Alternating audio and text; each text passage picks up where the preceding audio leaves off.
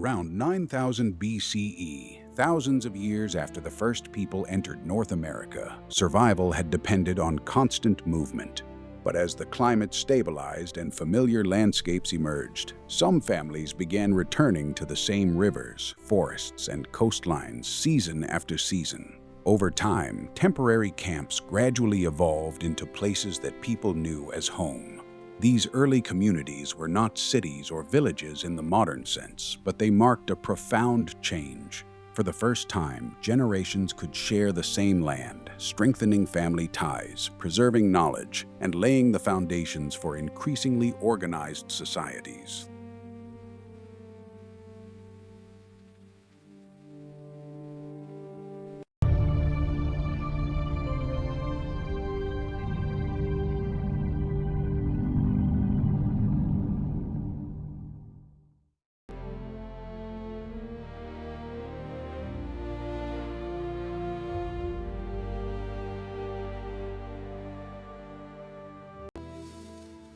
As people returned to the same places year after year, their settlements became more than seasonal camps.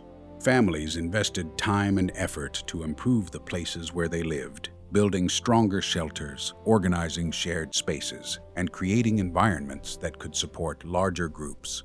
These changes did not happen overnight, but through countless generations working together, one season after another.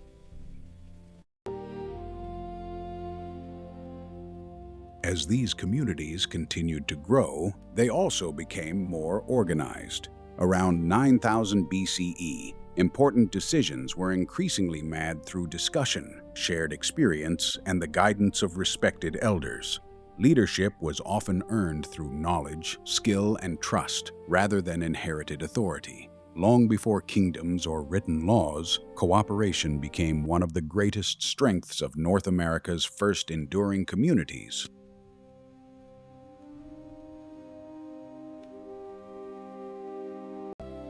Around 8900 BCE, many communities were beginning to think beyond the next hunt or the next season.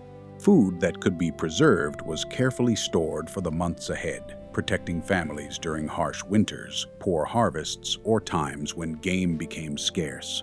These shared reserves reduced uncertainty and encouraged people to remain together, strengthening communities that now planned not only for today, but also for the future. Around 8800 BCE, knowledge became one of the community's greatest treasures. Children learned by watching, practicing, and repeating the skills of experienced elders. They discovered how to shape stone, weave baskets, prepare food, and recognize the changing seasons. With every generation, experience accumulated, allowing each community to improve, adapt, and preserve its way of life for centuries to come. Around 8700 BCE, some communities began meeting at seasonal gathering places. Families exchanged valuable materials, shared new skills, renewed friendships, and strengthened relationships between distant groups. These peaceful gatherings allowed ideas to travel farther than any individual, helping communities grow together while preserving their own traditions.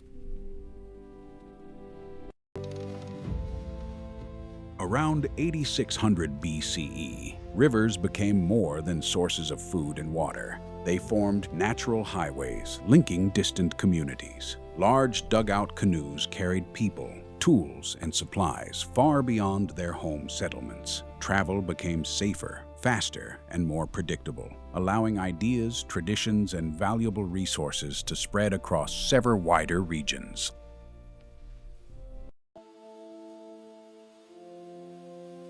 Around 8500 BCE, many communities had learned that survival depended not only on taking from nature, but also on protecting it. People harvested carefully, avoiding waste and allowing plants and animal populations to recover. These practices helped secure reliable resources for future seasons and generations.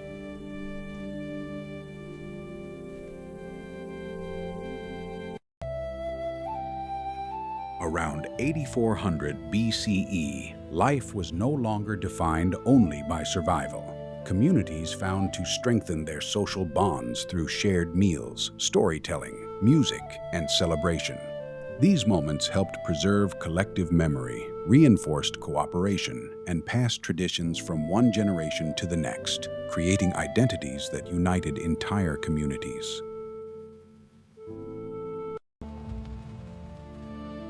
Around 8300 BCE, few communities lived in complete isolation. Rivers, trails, and seasonal journeys linked people across wide landscapes. Ideas, skills, and useful materials spread gradually from one settlement to another. Without building great kingdoms, these early networks helped shape the cultural foundations of North America for thousands of years.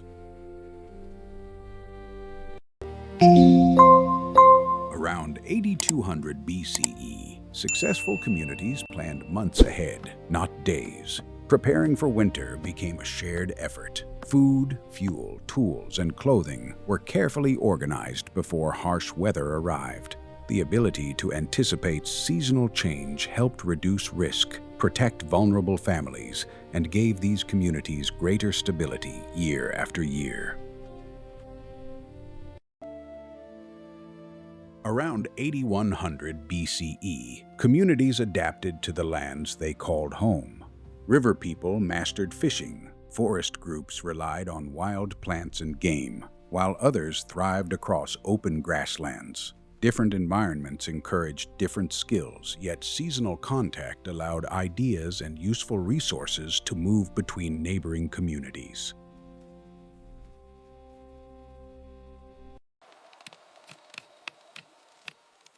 Around 8000 BCE, daily life was becoming more specialized. Some people earned respect through exceptional skills in tool making, basket weaving, woodworking, or fishing. As knowledge deepened, craftsmanship improved, allowing communities to produce stronger tools, better equipment, and more reliable resources that benefited everyone.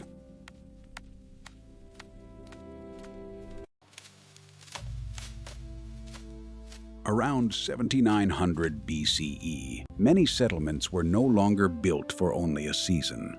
Families repaired and expanded their homes instead of leaving them behind. Each generation improved what the previous had created, turning simple shelters into lasting homes that reflected a deep commitment to the land they now called home.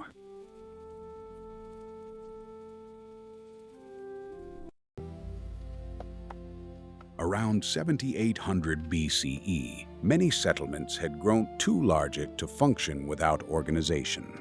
Over time, daily activities naturally settled into shared spaces. Some areas were used for preparing food, others for crafting tools, repairing canoes, or working together. Without written plans, experience alone shaped communities that became more efficient with every generation.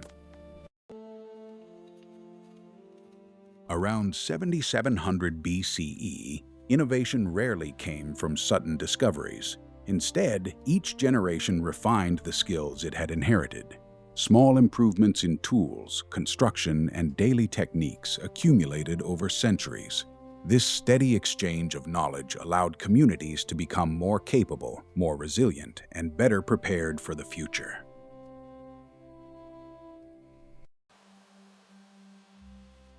Around 7600 BCE, survival depended not only on skill, but also on careful observation. Communities learned to recognize the repeating rhythms of nature. The return of birds, the movement of fish, and the flowering of familiar plants became reliable signals that guided hunting, fishing, and gathering through every season, long before written calendars existed.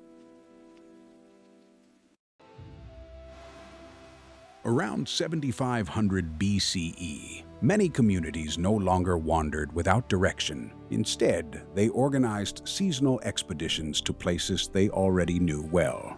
Small groups left temporarily to harvest fish, collect plants, or hunt game before returning to their permanent homes. This balance between mobility and stability allowed settlements to thrive across changing seasons. Around 7400 BCE, successful communities depended on more than individual families. Certain tasks benefited everyone and required many hands. Maintaining paths, river access, and shared facilities became a collective responsibility. Working together on projects that served the entire settlement strengthened cooperation and helped communities grow stronger with each generation. Around 7300 BCE, many villages had become places where multiple generations lived their entire lives. Children grew up in the same settlement, built homes near their parents, and raised families of their own. Over time, these communities developed a strong sense of belonging, creating lasting ties between people, their neighbors, and the land they called home.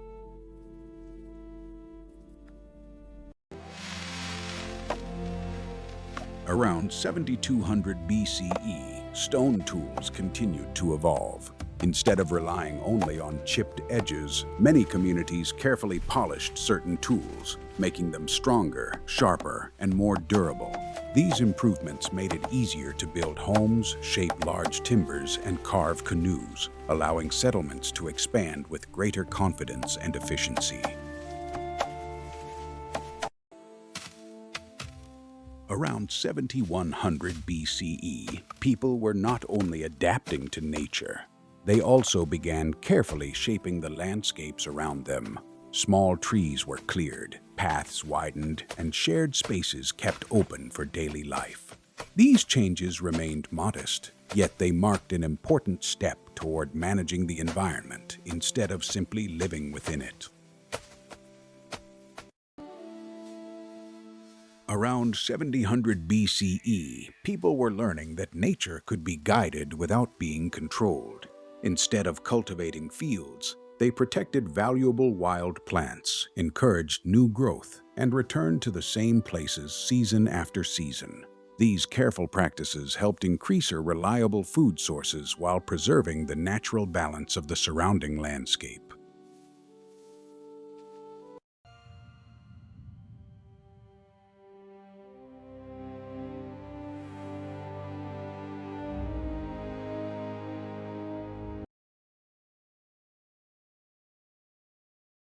At first glance, this may look like farming, but it isn't. These people were not planting fields, growing domesticated crops, or depending on agriculture for survival.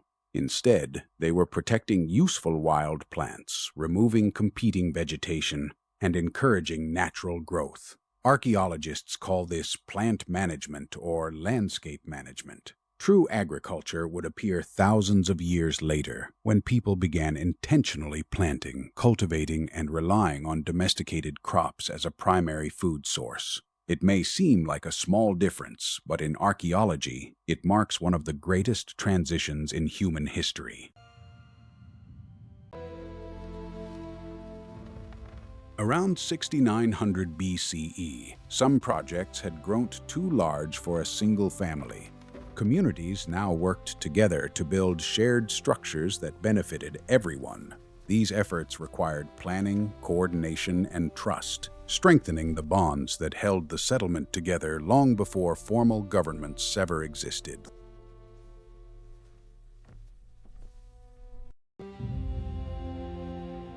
Around 6800 BCE, larger communities brought new responsibilities. While many people fished, built, or gathered food, others kept watch over the settlement and its surroundings. Their task was not only to notice approaching animals, but also to warn the community of any unexpected danger, allowing daily life to continue with greater confidence and security. Around 6700 BCE, neighboring communities still shared many traditions. Yet, over generations, small differences began to appear. Each settlement gradually developed its own styles of building, craftsmanship, and decoration. These changes did not divide the people. Instead, they marked the beginning of distinct local identities, the first steps toward the remarkable cultural diversity that would one day shape North America. Around 6600 BCE, successful communities did not wait for winter to arrive. They prepared months in advance, repairing shelters, gathering firewood, maintaining tools, and securing their food supplies. Careful planning, guided by generations of experience, made survival less dependent on chance and more dependent on shared knowledge passed from one season to the next. Around 6500 BCE, many settlements had become places of return. Each generation repaired, expanded, and improved what the previous had built. Footpaths grew familiar, lodges became stronger, and shared spaces evolved naturally over centuries. The village was no longer simply where people lived. It had become part of their identity, linking the past, the present, and the generations still to come. Around 6400 BCE, experience had taught many communities that survival depended not only on skill, but also on choosing the right place to live. Villages were often built in slightly higher ground, close enough to rivers for water, fish, and travel, yet far enough to reduce the danger of seasonal floods. Knowledge of the landscape had become as valuable as any tool they could make.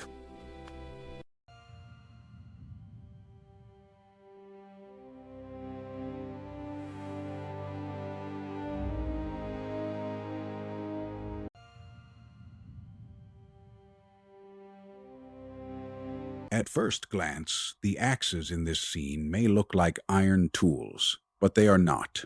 What you are seeing is a ground stone axe, one of the most important woodworking tools of prehistoric North America. Its head was shaped from extremely hard stone, then slowly ground and polished against another stone, often with water and abrasive sand. The finished head was fitted to a wooden handle and secured with natural fiber bindings or animal sinew. There was no iron blade, no steel, and no metalworking involved. These tools required enormous patience to produce, but they could cut wood, split timber, build stronger shelters, and help shape dugout canoes. A polished stone axe may resemble a later metal tool, but the two belong to entirely different technological worlds. Long before iron tools reached these communities, stone had already transformed the way people built, traveled, and lived.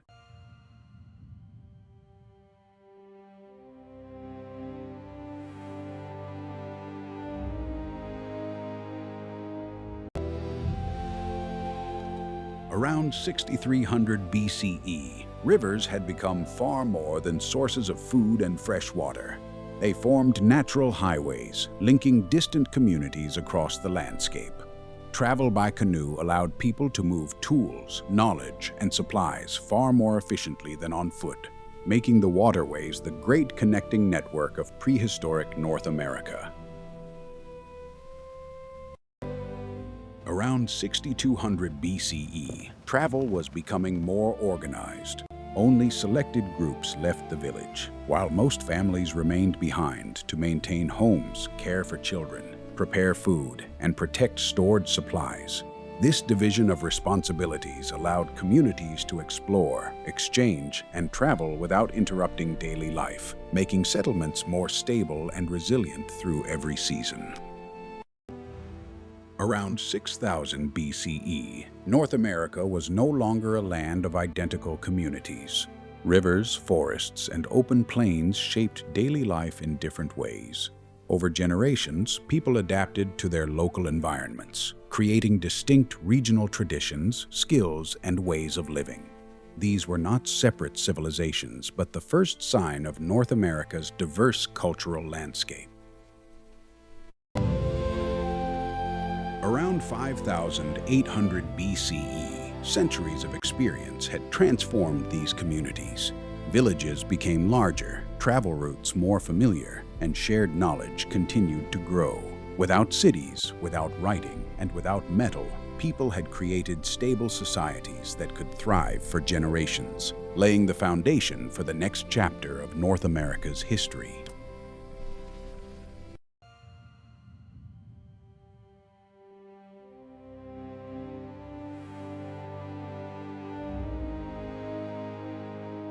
For thousands of years, the people of North Americas slowly transformed their way of life.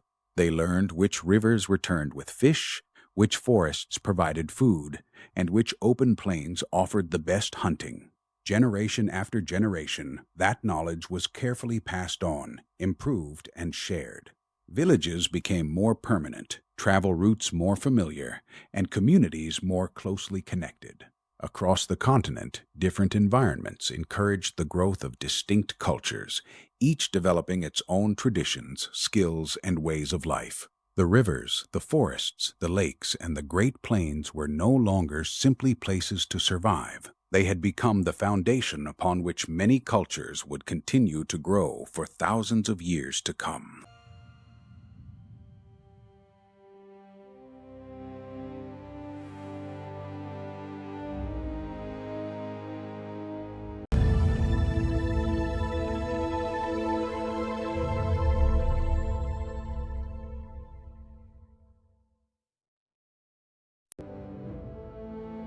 Our journey through the earliest communities of North America has only begun.